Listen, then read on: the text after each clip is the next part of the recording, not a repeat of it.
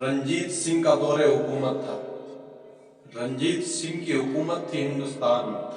اس وقت کا یہ واقعہ ہے، کسی شہر میں ایک سنی صحیح العقیدہ مسلمان رہتا تھا اور اسی کے پاس میں ایک غیر مسلم رہا کرتا تھا۔ اب غیر مسلم کی بیوی بڑی خوبصورت تھی۔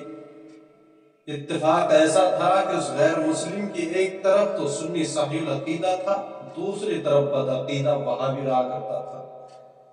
اب عورتوں میں آپس میں سہیلی بن گئی، ایک دوسرے سے بات چیت ہونے لگی۔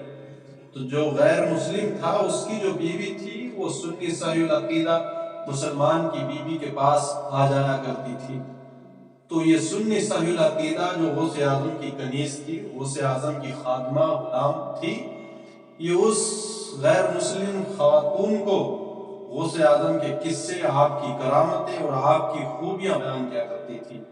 چاند کی ہر 11 تاریخ کو غوث پاک کی نیاز لگایا کرتی تھی، اس کو شیطنی تبرک وغیرہ تقسیم کرتے وقت اس کو بھی دیا کرتی تھی۔ یہاں تک کہ بات اتنی بڑی آنے جانے میں کہ وہ جو غیر مسلم خاتون تھی وہ غوث اعظم کی محبت اس کے دل کے اندر پیدا ہو جاتی ہے۔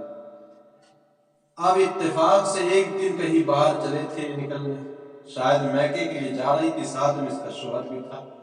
اب اس بدعقیدہ مسلمان جو کہلاتا تھا اپنے آپ کو وہابی، اس نے جو ہے تو ان دونوں کو جاتے ہوئے دیکھ لیا، پیدل جا رہے تھے، سواری کا بندوبست نہیں تھا۔ اب یہ بدعقیدہ اپنا گھوڑا لیا اور دوڑاتے ہوئے ان کے پاس جا پہنچتا۔ جب ان کے پاس پہنچا تو کہا کہاں جا رہے ہو؟ آؤ میں تم کو چھوڑ دیتا ہوں راستے میں۔ پہلے تو انہوں نے منع کیا کہ ہم نہیں بیٹھ سکتے، اس نے کہا میری بیوی ساتھ میں ہے، میں تیرے گھوڑے پر نہیں بیٹھ سکتا۔ اس نے کہا کوئی بات نہیں، تم دونوں لوگ بیٹھ جاؤ، میں تم کو چھوڑ دیتا ہوں۔ اس نے ڈرا دھمکا کر مجبور کیا تو یہ لوگ اس کے گھوڑے پر بیٹھنے کے لیے تیار ہو جاتے ہیں، دونوں بھی آتے ہیں۔ اب جب بیٹھنے کے لیے تیار ہو گئے تو اس غیر مسلم کی بیوی نے کہا بیٹھ تو میں جاؤں گی لیکن دل کے اندر تیرے مجھے کھوٹ دکھائی دیتا ہے، بدنیتی دکھائی دیتی ہے تیرے دل کے اندر۔ ایسا کر تو کسی کی ضمانت دے کہ ہمارے ساتھ کچھ غلط نہیں کرے گا۔ تو اس بدعقیدہ نے کہا یہاں جنگل میں کون ہے تمہارے علاوہ، یا تو میں ہوں، میں کس کی ضمانت دوں پھر تمہیں؟ تو اس غیر مسلم خاتون نے کہا کہ مجھے بڑے پیر غوث اعظم کی، بغداد والے پیر کی ضمانت دے کہ تو میرے ساتھ کچھ برا نہیں کرے گا۔ تو اب تک بدعقیدہ تھا، غوث اعظم کو نہیں مانا کرتا تھا، لیکن جب بات دل کا مدعا پورا ہونے کی آئی تو کہا ٹھیک ہے، میں تجھ کو غوث اعظم کی ضمانت دیتا ہوں۔ اب غوث اعظم کی ضمانت پر وہ دونوں اس کے گھوڑے پر بیٹھ جاتے ہیں۔ کچھ دور لے کر کے چلا۔ اب کچھ دور جب لے کر کے چلا تو اس نے اس کے شوہر کو قتل کر دیا، گردن ماری، گھوڑے سے نیچے گرا دیا۔ اب یہ خاتون جو غیر مسلم تھی بار بار پیچھے مڑ کے دیکھا کرتی تھی، بار بار ایسے مڑ کے پیچھے دیکھتی تھی۔ تو اس نے کہا بار بار پیچھے مڑ کے تو کیا دیکھتی ہے؟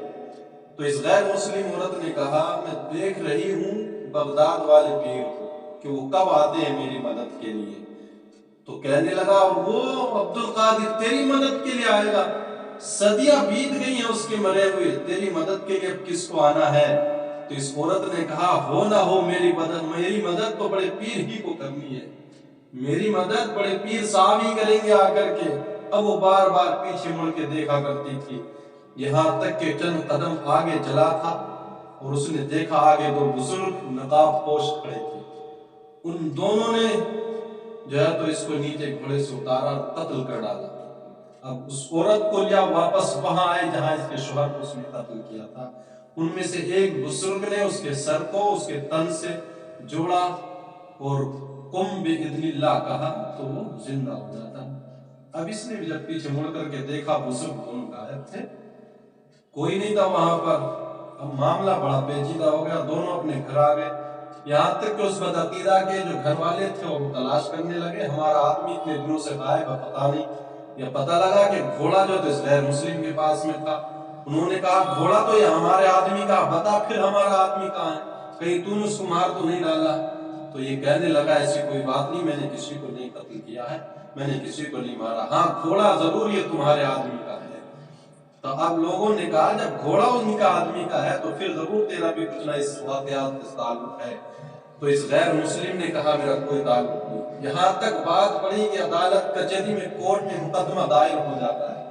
جج سامنے آ کر کے بیٹھا، اس نے بھی جب فیصلہ سننے کے لیے گونڈ میں آیا، جب اس نے پوچھا تو یہ کہنے لگے صاحب گھوڑا تو ضرور ان کے آدمی کا ہے لیکن قتل ہم نے نہیں کیا۔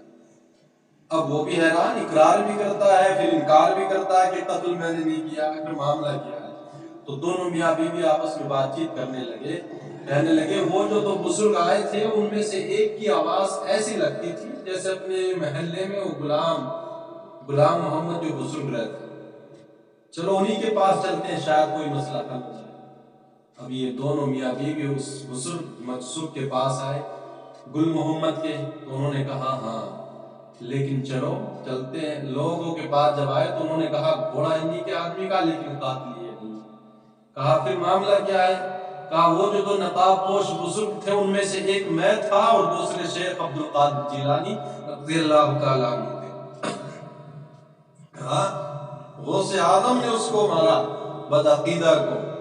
اب دیکھیں میرا وہ صدیوں کے بعد بغداد سے آ کر ہند کی سرزمین پر غیروں کی مدد کرتا ہے، تو پھر اگر کوئی اپنا صدق دل سے غوث کو پکارے تو کیا اس کی مدد نہیں کی جائے گی؟ اسی لیے تو ہم کہتے ہیں کہا ہم نے یا غوث آغیثنی تو دم میں، کہا ہم نے یا غوث آغیثنی تو دم میں، ہر آئی مصیبت ٹلی غوث اعظم، ہر آئی مصیبت ٹلی غوث اعظم۔